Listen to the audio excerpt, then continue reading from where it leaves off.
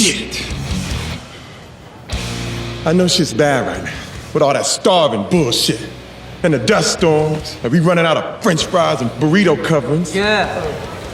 But I got a solution. The world is going to hell in a handbasket. If it's not bushfires in Australia, literally an entire country was on fire, or giant murder hornets. Who came up with the name for that? It's he who must not be named on YouTube ravaging the world when we thought we had a handle on it. And we are now seeing the second wave of infections, which inevitably will lead to the second coming of the toilet paper apocalypse.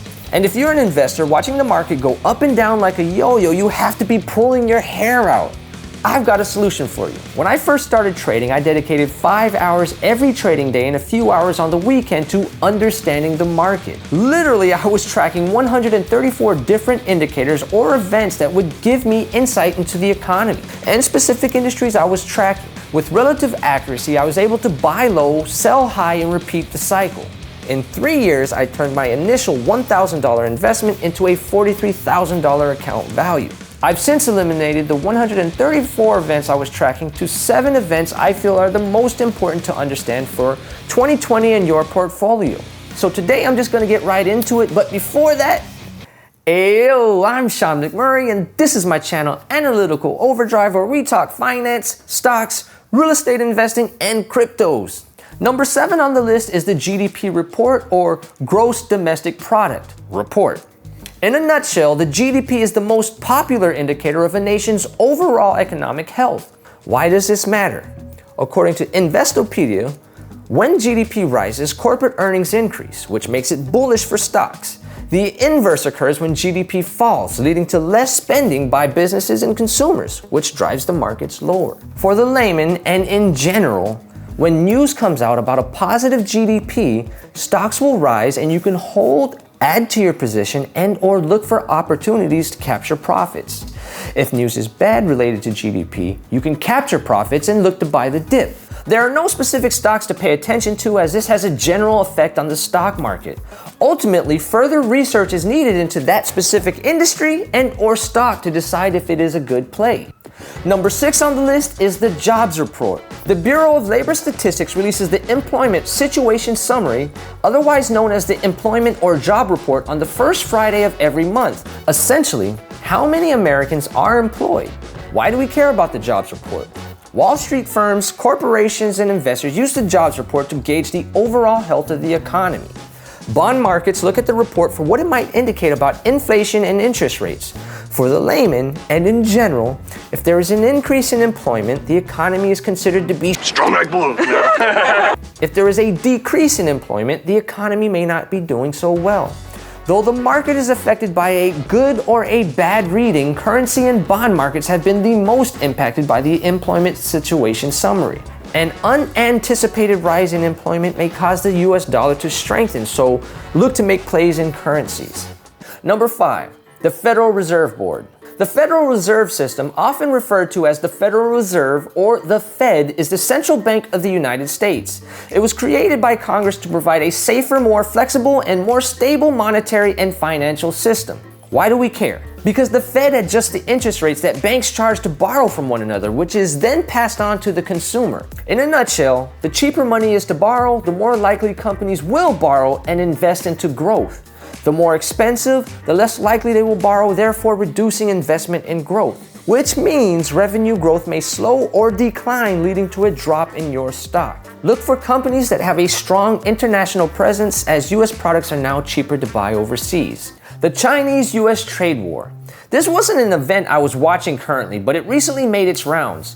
He who must not be named, this was the talk of the town as it related to investments. This is an ongoing economic conflict between China and the United States. The US and China have traded tariff shots like two pirate ships lobbing cannonballs at each other. So when President Trump threatened to cut economic ties with Beijing, the stock market acted like CJ from Grand Theft Auto. Oh shit, here we go again. Why it matters? The US and China hold the largest economies in the world and are largely dependent on each other. Any news that is perceived to affect any of those two economies in a negative way affects the global market. I'm an optimist, so I say eventually this will work itself out. Any drop in stocks is a buying opportunity that will correct itself with positive news. Look for stocks that generate a percentage of their revenue from China. To be specific, tech stocks Nvidia, Skyworks, Broadcom, Micron, Marvell, Intel, and Apple. Also pay attention to the energy and agricultural sectors, as these specific industries have been targets for improved trade between the US and China. Number 3. Second wave of infections. Now we are getting into the serious stuff. The other events are important, but any news around he who must not be named, especially around increased infection, sends the market crashing.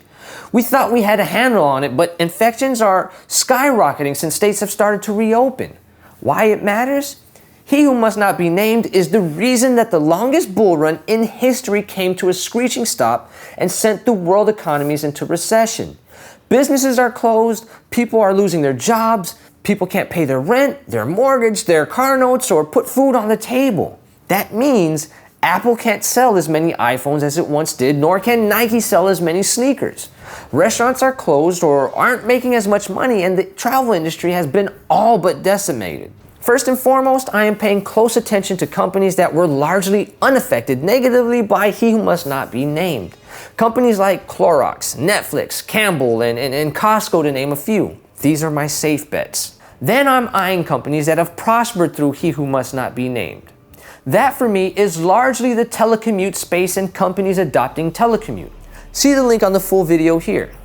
Companies like Slack, Microsoft, and Zoom, to name a few. Lastly, some of my riskier plays revolve around the travel industry, but only companies that have the financial fortitude to see this through. The too big to fails.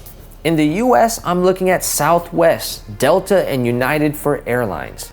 Number 2, he who must not be named vaccine. The entire world is on pause due to he who must not be named. Talk of any vaccine in a good or bad manner sends the market headed in that direction faster than Usain Bolt runs the 100-meter dash. Why it matters? This matters for the same reason as point number 3. In simple terms, businesses can't business if they can't open, or if people can't pay for the products these businesses make. The vaccine will be the first major step towards getting the virus in check and in turn, getting the economy moving again. I'm paying close attention to companies that are working on vaccines. Companies like Moderna Inc., BioNTech SE, Pfizer, AstraZeneca, and Johnson & Johnson. These companies have all presented projections for when they feel the first supply of vaccines will become available, 2020, early 2021. Now, before we get into number 1, I thought I would include an honorable mention. The stimulus package. The next phase of stimulus is not exactly clear. It's still making its rounds through the White House, and politicians are just looking really Bill Clinton-ish as they deny having solid information on what is coming next. I want you to listen to me. I'm going to say this again. I did not have sexual relations with that woman. But some have speculated another $1,200 check for those in need. If it's anything like the first $2 trillion aid package, there was aid for big corporations, small businesses, public health, individuals, and state and local gov. Why it matters.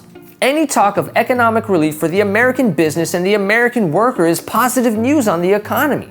But what I'd like to focus on is the check to the individual. We saw some interesting events after Americans received the first stimulus check.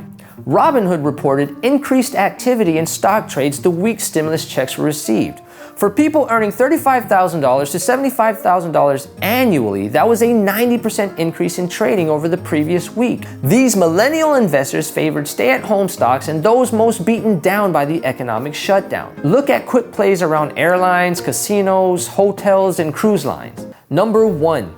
Business fundamentals. The most important indicator to pay attention to is the business fundamentals of the company you are investing in. Now more than ever, this is important. The fundamentals are information such as profitability, revenue, assets, liabilities, and growth potential.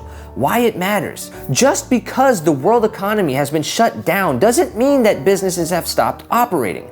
With revenue severely dropped for many companies, they may have to rely on reserve cash to see operations continue through the pandemic. Though this applies to every stock, the fundamentals of these companies are looking real good. No surprise for some of these, as they are the giants. I'm eyeing Microsoft, Costco, Google, Walmart, and Amazon. It's these huge companies that have the capital to stick it out through any economic downturn.